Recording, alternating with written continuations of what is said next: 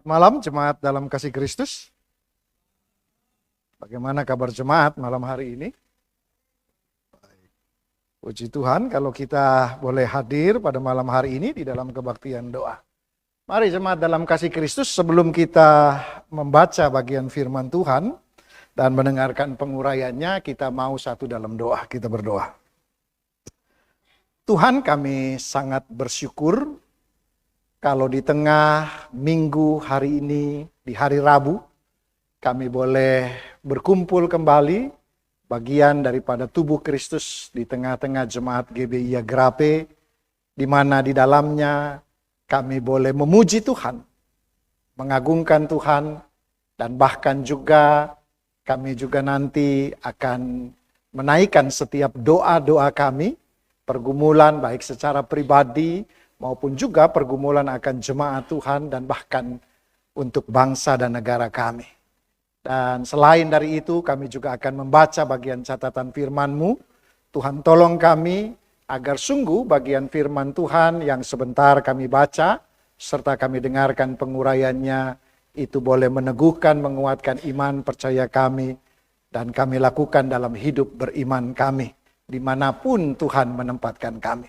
Dalam nama Yesus Kristus Allah yang hidup yang empunya firman kami berdoa. Amin.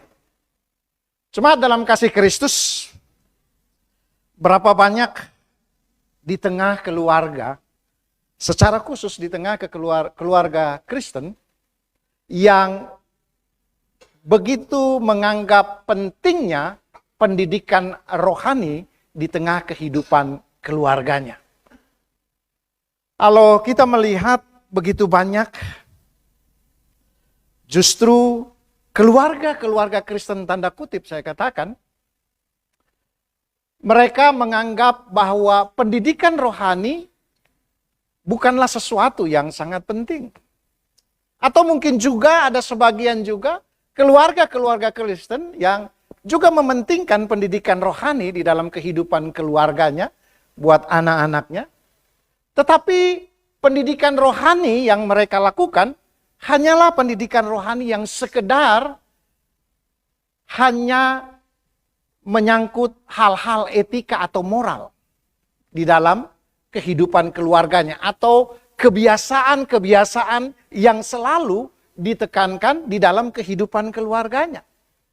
Mereka tidak menekankan ada pendidikan rohani yang lebih jauh daripada sekedar etika, moral atau kebiasaan saja. Dan oleh karena itu hari ini kita akan belajar akan firman Tuhan. Bagaimana pendidikan rohani itu begitu penting di dalam kehidupan keluarga. Agar sungguh kehidupan keluarga kita menjadi keluarga yang sungguh mengasihi Tuhan. Dan juga keluarga yang mempunyai dampak. Bukan hanya untuk keluarganya tetapi juga membawa dampak kepada orang lain di mana Tuhan justru akan senantiasa dimuliakan. Mari kita buka bagian firman Tuhan hari ini. Bagian firman Tuhan hari ini kita lihat di dalam Filipi. Filipi pasal yang keempat. Filipi pasal yang keempat. Ayat yang ke-9. Filipi pasal 4 ayat yang ke-9. Pembacaan kita tidak panjang. Hanya satu ayat saja. Tetapi di dalam bagian firman Tuhan ini ada pesan daripada Rasul Paulus tentang bagaimana pendidikan rohani itu begitu penting. Kita baca bersama dalam hitungan yang ketiga. 1, 2, 3. Dan apa yang telah kamu pelajari, dan apa yang telah kamu terima, dan apa yang telah kamu dengar, dan apa yang telah kamu lihat padaku, lakukanlah itu. Maka Allah sumber damai sejahtera akan menyertai kamu. Sebagaimana tadi saya katakan bahwa ada keluarga Kristen tanda kutip bahwa ada yang tidak begitu mementingkan pendidikan rohani di tengah keluarga. Tetapi ada yang begitu merasa penting juga pendidikan rohani. Tetapi pendidikan rohaninya tidak begitu lengkap. Mereka hanya mengajarkan hal-hal tentang etika dan moral dalam hidup. Oleh sebab itu, seringkali banyak keluarga mengatakan, bertanya, Pak, kenapa di keluarga saya kok damai sejahtera Tuhan itu tidak ada? Kenapa damai sejahtera Tuhan itu tidak kita rasakan? Padahal kalau bagian firman Tuhan katakan, di dalam Filipi juga katakan, bahwa damai sejahtera Allah itu melampaui segala akal katanya, dan pikiran. Tapi kenapa damai sejahtera itu tidak dirasakan? Dan bahkan keluarga mereka, anak-anak mereka menjadi anak-anak yang tidak sungguh menjadi berkat buat sesama, buat keluarga, dan bahkan untuk memuliakan Tuhan. Bahkan di tengah keluarga ribut terus. Dan mereka katakan damai sejahtera itu tidak ada. Apa sebabnya? Jemaat dalam kasih Kristus, kalau kita lihat, di sini ada 3 hal yang penting tentang pendidikan rohani yang dikatakan oleh Rasul Paulus. Bukan hanya sekedar etika dan moral. Kalau kita lihat di dalam ayat yang ke-8 dikatakan, jadi akhirnya, saudara-saudara, semua yang benar, semua yang suci, semua yang mulia, semua yang adil, semua yang suci, semua yang manis, semua yang sedap didengar, semua yang disebut kebajikan dan patut dipuji. Pikirkanlah semua itu. Hal ini adalah tentang moralitas. Paulus berbicara ayat 8 adalah tentang pendidikan secara moral, secara etika.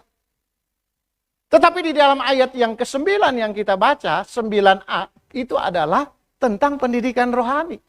Pendidikan rohani yang seperti apa? 9a katakan demikian. Dan apa yang telah kamu pelajari, katanya. Dan apa yang telah kamu pelajari, dan apa yang telah kamu terima. Apa yang dipelajari dan apa yang diterima sebenarnya. Yang dimaksud oleh Paulus di sini. Paulus menekankan pendidikan rohani bukan sekedar hanya hal moral itu. Di dalam kehidupan keluarga. Bukan berarti moral dan etika tidak penting. Itu penting. Tetapi tidak sampai di situ. Lebih daripada itu ada hal yang terpenting pendidikan rohani. Yaitu kita lihat di dalam 1 Korintus 15. Kita lihat 1 Korintus 15 ayat yang pertama dikatakan demikian. Saya baca buat jemaat. Dan sekarang saudara-saudara, aku mau mengingatkan kamu kepada Injil yang aku beritakan kepadamu dan yang telah kamu terima. Lalu ayat yang ketiga dikatakan, sebab yang sangat penting telah kusampaikan kepadamu, yaitu apa yang telah kuterima sendiri, ialah bahwa Kristus telah mati karena dosa-dosa kita, sesuai dengan kitab suci, bahwa ia telah dikuburkan dan bahwa ia telah dibangkitkan pada hari yang ketiga sesuai dengan kitab suci. Artinya pendidikan rohani yang penting juga, yang harus dilakukan di dalam kehidupan keluarga dan bahkan anak-anak kita, maka pendidikan rohani tentang siapa Yesus Kristus itu. Yesus Kristus itu Allah yang menjadi manusia, yang datang menjadi manusia, yang menderita, mati, bangkit pada hari yang ketiga dan naik ke surga. Dan hal inilah yang penting bagi Rasul Paulus di tengah-tengah pelayanan. Dia mengajarkan hal ini. Hal tentang moralitas itu tidak dapat mengubah seseorang. Tetapi tentang pemahaman Injil Yesus Kristus, itu adalah hal yang dapat mengubah kehidupan seseorang dari yang tidak benar menjadi hal yang benar. Kalau tanpa pendidikan rohani, seseorang tidak memahami akan Injil Yesus Kristus, tentang siapa Yesus Kristus, maka orang itu tidak bisa menjadi orang yang menjadi berkat bagi orang lain dan untuk kemuliaan bagi nama Tuhan. Karena di dalam bagian firman Tuhan ini Paulus katakan, apa yang dipelajari, yang kamu pelajari, dan apa yang telah kamu terima. Jadi bukan hanya sekedar pemahaman tentang siapa Yesus Kristus. Tetapi yang ingin ditekankan oleh Rasul Paulus adalah bahwa pendidikan rohani tentang Injil Kristus Yesus itu, tentang pribadi Yesus Kristus itu harus disampaikan dan membawa dampak di dalam kehidupan. Jadi bukan hanya untuk kehidupan secara diri sendiri, tetapi membawa dampak bagaimana Injil itu mempengaruhi seseorang sehingga dia juga dapat mempengaruhi orang lain untuk dapat mengenal Kristus dengan benar. Arti kata menjadi mentor bagi orang lain. Jemaat dalam kasih Kristus, begitu banyak keluarga-keluarga yang mengeluh tentang bagaimana anaknya. Mereka menganggap bahwa kalau anaknya di sekolah atau di tempat kuliah atau di dalam pekerjaan, dia menjadi anak-anak yang baik, anak-anak yang tidak melakukan hal-hal yang aneh-aneh, keluarga itu sudah menjadi puas. Tetapi sesungguhnya saudara dalam kasih Kristus, itu baru hanya sebagian yang dilakukan di dalam kehidupan keluarga.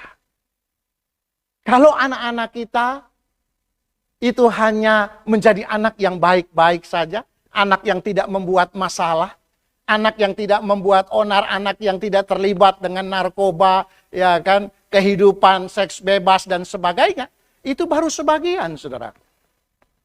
Baru sebagian. Karena hal itu tidak berdampak kepada orang lain.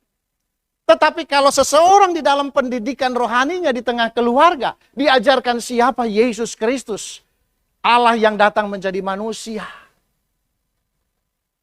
Dia mati dan bangkit pada hari yang ketiga sesuai dengan kitab suci. Itu yang Paulus selalu dengungkan. Yang selalu Paulus ajarkan kepada Timotius sebagai anak rohaninya juga. Kepada setiap jemaat Tuhan yang ada di Korintus maupun di Filipi dikatakan juga.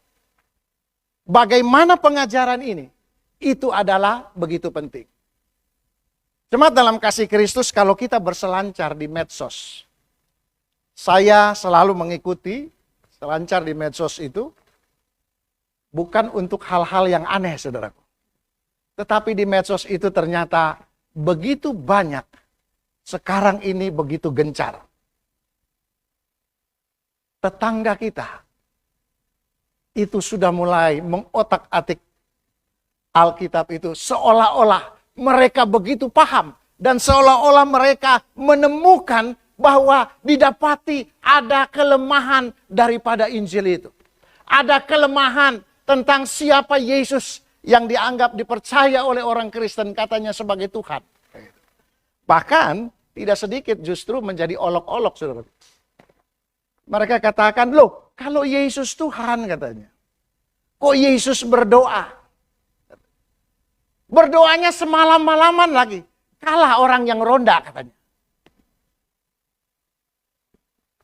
Seolah-olah mereka menemukan, ini ada sesuatu yang bisa membantah iman kekristenan tentang siapa Yesus Tuhan. Semua dalam kasih Kristus saya ingin katakan, mereka itu mencoba ingin mencari kelemahan daripada Injil kita, Alkitab kita, dan bahkan tentang pribadi Yesus. Itu mereka berpikir dengan konsep cara berpikir mereka. Oleh karena itu selalu saya ingin katakan, pada waktu saya mengajar di kelas Islamologi kepada mahasiswa, saya selalu katakan, kalau kita ingin membandingkan pemahaman ajaran dari kitab suci orang-orang lain, saudara kita, maka pahami dulu sesuai dengan sudut pandangnya mereka. Jangan coba kita mengorek itu dengan sudut pandang iman kita. Tetapi kita harus dulu menempatkan diri kita dengan cara berpikir mereka. Sehingga apa yang kita akan tanyakan, apa yang akan kita ungkapkan, itu adalah sesuai berdasarkan pemahaman, pola pikir yang mereka imani. Jadi bukan kita langsung menyerangnya begitu dengan iman kekristenan, maka tidak akan pernah selesai. Maka tidak akan pernah debat, akan menjadi debat kusir terus. Tidak akan pernah selesai itu diskusi. Sampai mau berapa seminar, berapa hari pun nggak akan selesai. Nah, ini yang sedang dilakukan oleh saudara-saudara kita. Dia coba menganggap bahwa Yesus itu bukan Tuhan. Kok Tuhan berdoa katanya. Bahkan semalam-malaman seperti lebih daripada orang yang sedang ronda malam katanya. Mereka tidak memahami dengan benar. Nah, oleh sebab itu, pendidikan rohani itu begitu penting, jemaat Tuhan. Bukan sekedar hal-hal moralitas yang kita ajarkan, etika hidup, kebiasaan-kebiasaan di tengah keluarga kita kepada anak-anak kita. Tetapi bagaimana pendidikan rohani tentang Injil, tentang Yesus Kristus yang mengubah kehidupan seseorang, itu menjadi hidup yang benar dan membawa dampak bagi orang lain. Amin, jemaat Tuhan. Amin. Jadi bukan sekedar hanya pengetahuan saja, intelektual kita yang bertambah. Tetapi justru yang dimaksud oleh Rasul Paulus di sini adalah bagaimana pemahaman yang kita terima. Berapa kali kita senantiasa mendengarkan kebenaran firman Tuhan di dalam gereja kita. Berapa kali kita duduk di dalam seminar mendengarkan bagaimana gembala kita mengajarkan. Menyampaikan tentang hal-hal materi kebenaran firman Tuhan di dalam seminar. Belum cukup sampai di situ, jemaat Tuhan. Tetapi bagaimana apa yang kita terima, kebenaran yang kita terima, itu kita estafetkan bagi orang lain. Sehingga orang lain mengenal kebenaran, dan orang lain itu juga dapat menyampaikan kepada orang lain. Itulah pendidikan rohani yang penting di tengah keluarga. Yaitu tentang Injil yang mengubah kehidupan seseorang. Ada banyak orang tua murid di mana saya mengajar. Kebetulan yang Kristen itu selalu biasanya kalau menjelang mau akhir tahun begini, mau mereka selesai di tingkat akhir, mereka selalu datang, mereka katakan begini, Pak, sebenarnya saya tidak ingin anak saya ini kuliah jauh-jauh dari saya. Kenapa? Saya khawatir anak saya di luar sana, dia akan bergaul yang salah. Jemaat Tuhan, apa yang saya jawab? Saya katakan kepada bapak itu, orang tua murid, saya katakan, Pak, bapak begitu khawatir ya, tentang anaknya kalau dia berkuliah jauh, bahkan kos, ya kan, tinggal di daerah yang jauh. Saya hanya tanyakan, selama ini, di tengah keluarga, apakah Bapak sudah mengajarkan tentang siapa Yesus Kristus itu bagi dia? Dan sudahkah dia menjadi lahir baru? Dia sudah bertobat dengan sungguh-sungguh? Karena kalau Bapak tahu dan dia bertobat dengan sungguh-sungguh, karena Bapak mengajarkan tentang siapa Yesus Kristus di dalam hidupnya, maka walaupun dia jauh dari Bapak, Bapak tidak perlu khawatir. Memang secara fisik, ya kan, dia anak Bapak, secara jasmani. Tetapi kalau dia bertobat dengan sungguh-sungguh, dia memiliki Bapa rohani yang sungguh bertanggung jawab atas hidupnya. Amin, jemaat. Amin. Maka tidak perlu ada yang dikhawatirkan.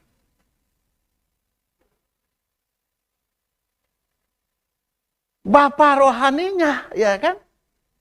Bapa pemilik hidupnya itu bertanggung jawab atas hidup. Tidak mungkin dia akan membiarkan anak ini yang sungguh mengenal Tuhan, yang sungguh mengasihi Tuhan, lalu dia hidup dengan tidak benar. Kalau memang dasar kehidupan kerohaniannya dari awal sudah diajarkan pengenalan akan Yesus Kristus yang benar. Karena hanya Yesus Kristus, Allah yang datang menjadi manusia itu, yang bisa mengubah kehidupan seseorang untuk menjadi hidup lebih berkenan kepada Tuhan. Secara manusia memang kita masih ada khawatir. Tetapi kekhawatiran kita itu tidak membuat kita harus menjadi takut. Membiarkan anak-anak kita untuk melanjutkan studi mereka. Kalau kita sudah mendasari kehidupan mereka di tengah keluarga dan bahkan mereka mengenal Yesus Kristus, mereka sudah lahir baru dengan benar dan sungguh sesuai dengan kebenaran firman Tuhan. Maka justru dia keluar ke sana. Dia akan membawa dampak bagaimana kehidupannya itu bisa mengubah orang lain menjadi mengenal dan beriman kepada Yesus Kristus. Amin, jemaat Tuhan. Amin. Karena itulah yang sebenarnya yang Paulus inginkan. Jemaat di Filipi agar bukan hanya mendengar. Karena itu beda sekali antara ayat yang ke-8. Itu semua yang benar, semua yang mulia, semua dan semua. Itu tentang hal-hal moral dan etik. Tetapi di dalam ayat 9 ini dikatakan, dan apa yang telah kamu pelajari, katanya. Dan apa yang telah kamu terima. Ini jangan sampai berhenti di sini. Pengetahuan kerohanian itu, pemahaman iman itu jangan berhenti di situ. Tetapi harus berdampak bagi orang lain. Kalau hari ini saya tanya kepada jemaat Tuhan, kalau anak-anak kita sekedar hanya menjadi anak-anak yang baik-baik saja, anak yang dengar-dengaran, anak yang tidak terlibat dengan pergaulan bebas, apakah orang tua di sini sudah senang? Halo? Ada berapa banyak orang tua yang senang, saudaraku? Halo? Berapa banyak? Kalau anaknya hanya baik-baik saja, nggak macam-macam dia, kan gitu. Apakah kita sudah menjadi senang sebagai orang tua? Jemaat dalam kasih Kristus. Kekristenan tidak mengajarkan hanya sebatas itu. Bagaimana anak-anak kita, bagaimana hidup kita, bagaimana keluarga kita, itu membawa dampak bagi orang lain untuk mengenal kebenaran, mengenal Tuhan dengan sungguh. Amin. Itu hal yang pertama. Yang kedua, pendidikan rohani apa yang penting yang ditekankan oleh Rasul Paulus? Dikatakan di dalam ayat 9b dikatakan, dan apa yang telah kamu dengar, dan apa yang telah kamu lihat padaku, katanya. Dan apa yang telah kamu dengar, dan apa yang telah kamu lihat padaku. Paulus ingin menekankan di sini bahwa keteladanan hidup kerohanian itu sangat penting. Bukan sekedar pengetahuan tentang hal iman kita, tetapi bagaimana pengetahuan tentang kerohanian yang benar, firman yang benar, pengajaran yang benar, itu juga justru menjadi hidup di dalam kehidupan kita. Artinya hidup kita ini menjadi teladan. Jemaat dalam kasih Kristus, banyak justru orang tua yang mengajarkan hal yang tidak semestinya. Dia mengatakan, jangan merokok ya, gitu. Tetapi tidak diberitahu kenapa jangan merokok, kan gitu. Tapi ada juga yang katakan jangan merokok ya, nah katanya. Tapi bapaknya merokok, kan gitu. Ini bagaimana, saudaraku? Jangan merokok tetapi dia merokok. Atau dengan kata lain, seringkali kita ajarkan anak kita, harus ke sekolah minggu, bangun pagi-pagi ya, harus pergi sekolah minggu. Tapi bapaknya di rumah.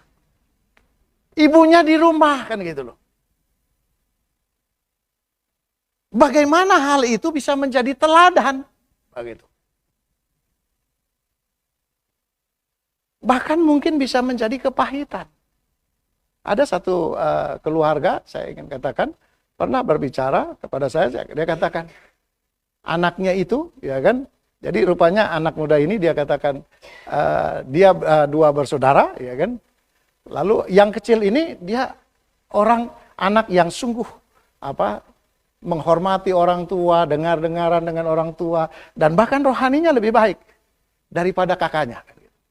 Jadi pada suatu waktu, anaknya ini, yang pertama ini, kakaknya ini sudah dewasa, saudara. Sudah dewasa, lalu dia sudah kerja, begitu. Anaknya ini lalu merokok, saudara. Dia merokok, ya kan, di depan orang tuanya. Dia merokok di depan orang tuanya. Lalu adiknya bilang, "Kak, kenapa kok merokok?" kan gitu. Kan rokok itu tidak baik. Tidak, saya sengaja merokok, katanya. Di depan ayah, katanya.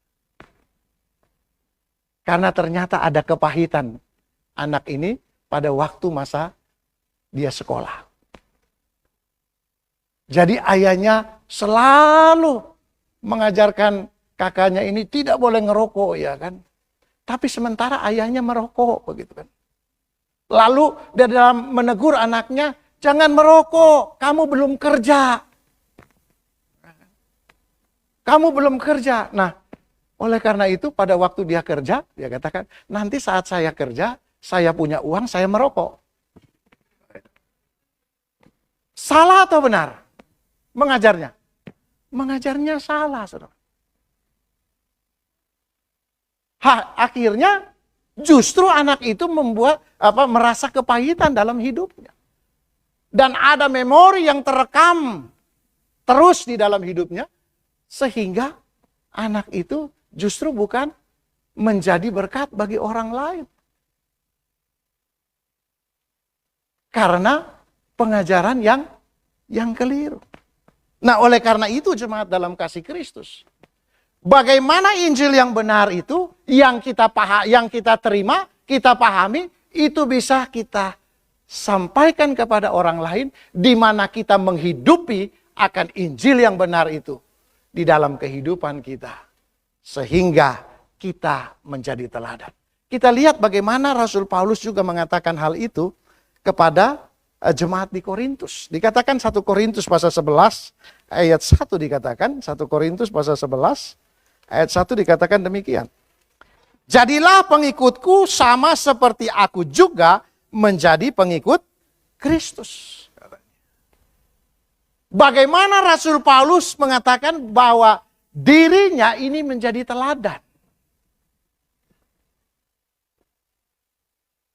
Paulus berani untuk menyampaikan kepada jemaat di Korintus. Bahkan kalau kita baca juga di dalam Timotius, ya kan, bagaimana Paulus juga mengingatkan Timotius, bagaimana dia juga boleh menjadi teladan. Bagaimana dia meneladani kehidupan Paulus. Contoh, katanya, Paulus bagaimana dia hidup. Bagaimana dia mempertanggungjawabkan iman, pengetahuan yang benar tentang Yesus Kristus itu di dalam kehidupannya. Jadi bukan sekedar kita mengajarkan orang lain tentang kebenaran, tetapi kita tidak hidup di dalam kebenaran itu sendiri.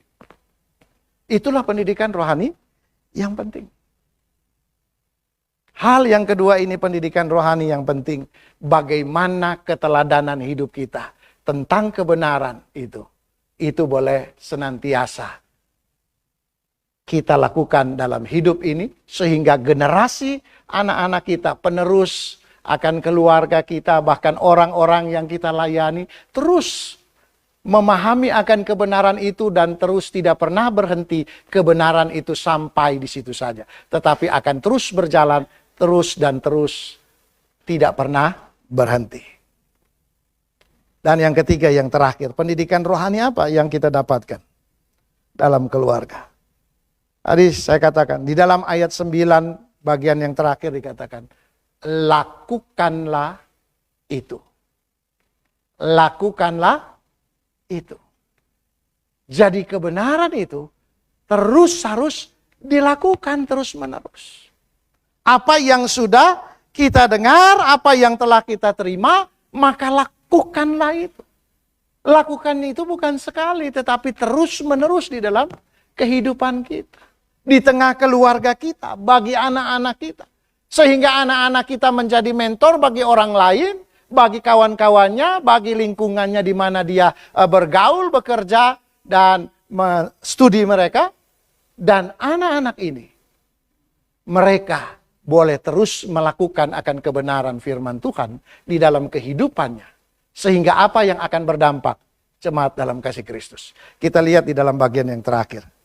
Maka Allah sumber damai sejahtera akan menyertai kamu. Apa?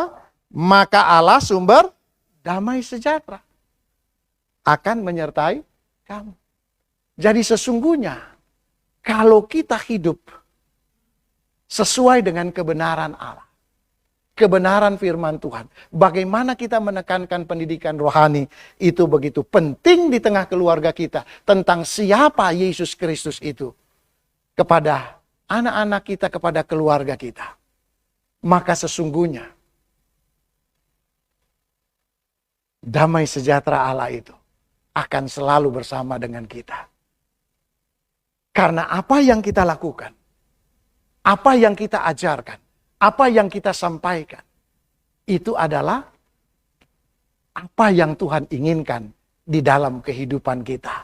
Orang-orang yang mengenal siapa Yesus Kristus Tuhan sebagai Juru Selamatnya. Sehingga di dalam kehidupan kita, keluarga kita, damai sejahtera Allah itu selalu bersama dengan kita. Biarlah firman Tuhan malam hari ini menjadi perenungan buat kita semua. Kita berdoa.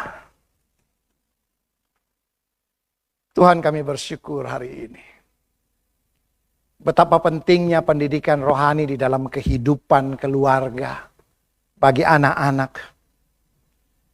Karena pendidikan rohani tentang Injil Yesus Kristus, tentang siapa Yesus itu, perlu diajarkan dan dipahami buat setiap keluarga dan bahkan anak-anak kami yang adalah generasi yang akan melanjutkan akan kehidupan iman di dalam Kristus Yesus Tuhan dengan benar. Dan itulah yang diinginkan Tuhan dalam hidup kami. Kami tidak ingin sekedar anak-anak kami, keluarga kami menjadi anak-anak keluarga yang baik-baik saja.